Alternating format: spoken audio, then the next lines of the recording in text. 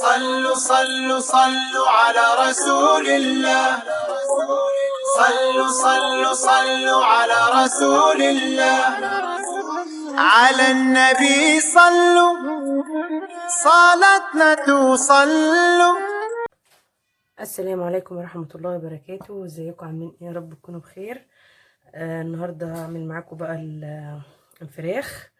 دي فراخ بلد انا ذبحتها ونضفتها زي ما انتم شايفين كده. افتحها بقى معاكم عشان فيها كده حاجات كده عايزة اوريها لكم من جوه.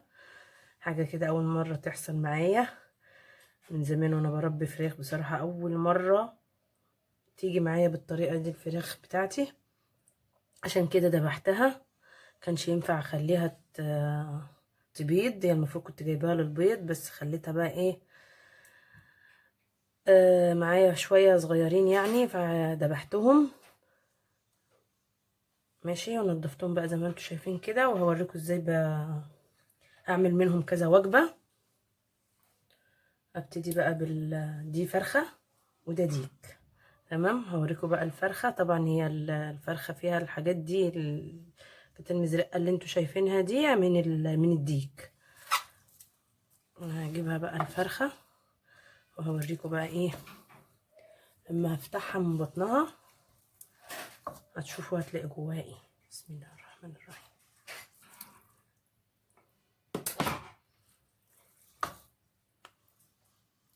ادي البداية، بصوا ادي اللي انا بقول لكم عليه.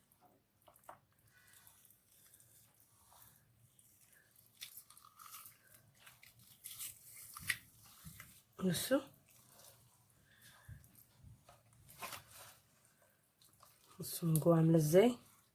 طبعا الفراخ دي استحالة ان هي تبيض. بصوا الدهون اللي فيها، كمية دهون قد ايه فيها.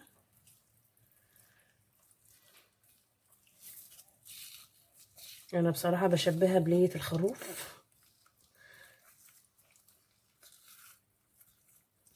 طبعا انا الدهون دي ما برميهاش، بدخلها في الاكل بتاعي. مثلا هعمل محشي او هعمل اكلات معينة كده واعملها بيها. احاول اشيل الدهون دي الاول. بص الكبدة بتاعتها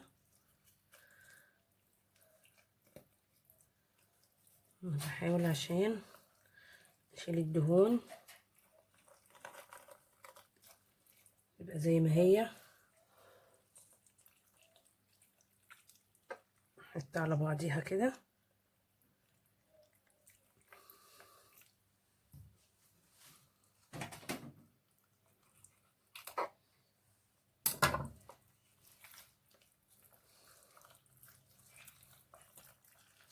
طبعا انا ايه بحب افتح الفراخ وبنضف الفراخ تحت الحنفية، بس بصراحة انا قلت ايه اعملها معاكم كده عشان تشوفوا ايه. بصوا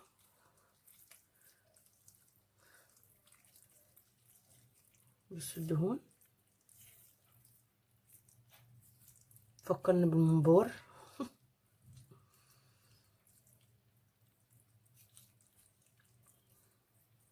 اشيل منها المصارين دي خالص.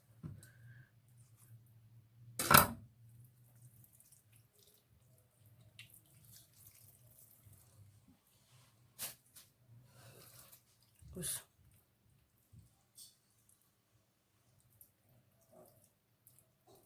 كمية دهون رهيبة. بصوا والله العظيم زي لية الخروف بالظبط، بس طبعا فرق الحجم اهي. طبعا اللي هي بتبقى مقسومة 2 كده اهي. بصوا القناصة مش باينة من كمية الدهون. ايه السبب؟ بصراحة مش عارفة. يعني انا على طول بربي الفراخ نفس الاكل اللي باكله لهم هو الفراخ اللي ببقى جايباها للبيض. فدي بقى مش عارفة نوع فراخ جديد ولا ايه، مش عارفة.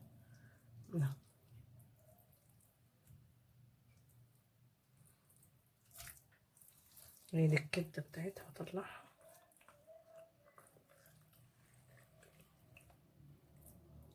هي دي الكبدة، بص عاملة ازاي. طبعا دي المرارة هطلعها برضو على الحوض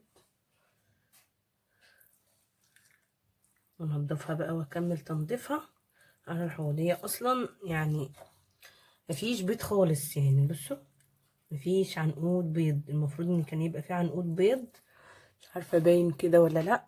بصوا عنقود البيض كان بيبقى هنا كده،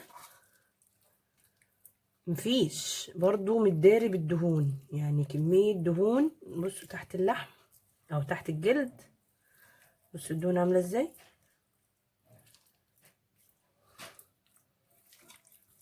بصوا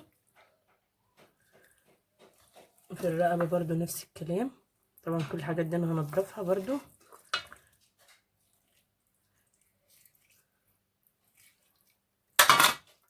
بصوا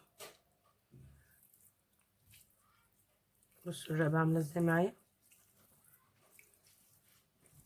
دهون دهون.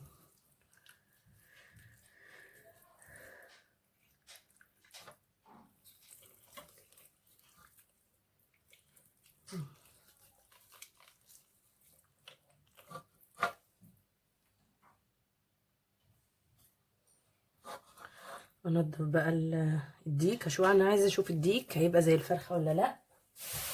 بس انا على ما اعتقد ان ال الديوك الديك يعني بيبقى ايه، مش زي الفرخه على ما اعتقد. طبعا بقى بعد ما فتحت الديك ما طلعش زي الفرخه، ما فيهوش نسبه دهون كتيره زي الفرخه، وكان فيه برضو بس بصراحه مش زي الفرخه. هنا بقى هقطعه، ابتدي اقطع بقى الفراخ. طبعا يا ما شاء الله حجمها كبير، فاعمل منها كذا وجبة ان شاء الله. دي طريقتي في التقطيع. الفراخ لما بتكون كبيرة او وزنها تقيل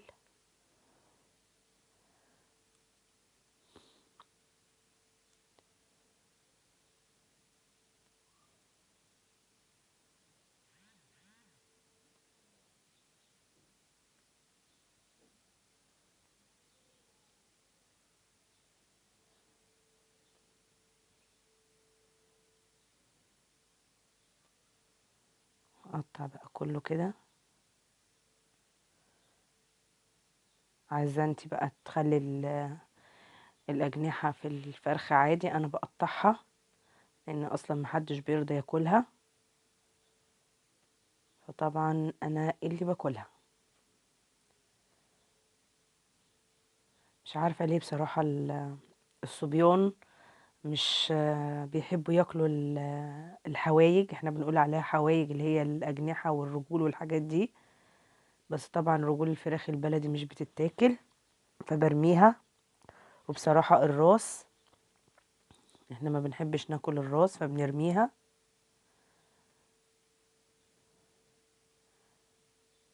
طبعا هي الفراخ عشان بلدي ناشفة معايا شوية. ادي بقى الفرخة، خلصت تقطيع الديك. ادي بقى الفرخة بقى اللي كانت بسم الله ما شاء الله عليها.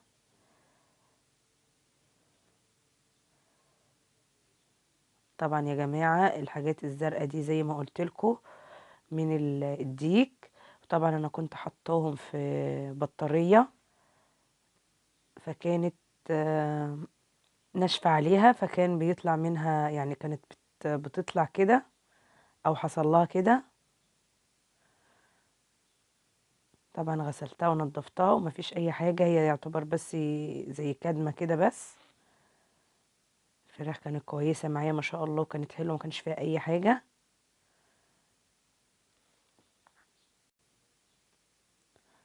طبعا الوركين كبار قوي، فشوفوا بقى هعملهم كام، اقطعها كام حتة.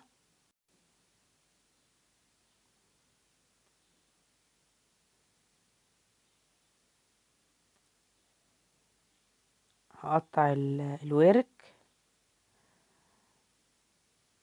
يعتبر 5 حتت، او الوركين يعني 5 حتت. ده كده الظهر بتاع الفرخة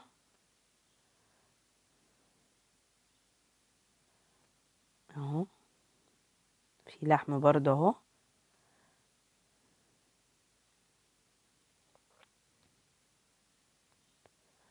وهقطع الدبوس والنصلة التانية بتاعته.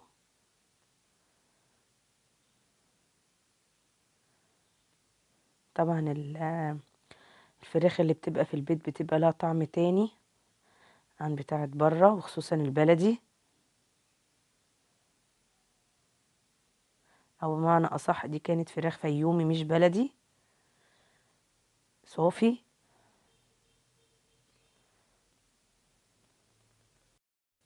ادي بقى الاكتاف هقطعها برضو. طبعا هنا غسلت الحاجات اللي كانت زرقاء في الفرخة طلعت على طول، لان هي كانت كدمة بسيطة خالص. اقطعها برضو على 2. عايزة اعمل على قد ما اقدر وجبات منها. طبعا هي عشان بلدي ناشفة فبتتقطع معايا بالعافية، يعني عايزة عافية شوية. مهم.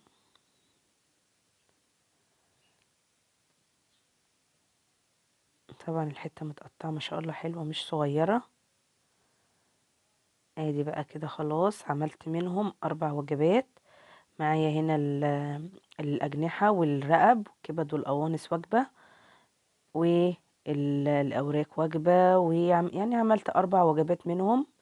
اه ما شاء الله الحتة كبيرة مش صغيرة، لأن كان حجمهم كبير. طبعا بيبقى على حسب عدد الأسرة، بعمل لكل واحد حتة وأحطها في الفريزر. الأول بغسلها طبعا بالملح والليمون، وبعد كده بعمل لها طماطمايه وبصلايه وقرن فلفل في الفريزر مع ليمون، برضو بكون عصره معاهم ليمون، واحطهم بقى اتبلها الاول بيها وبعد كده احطها في الفريزر.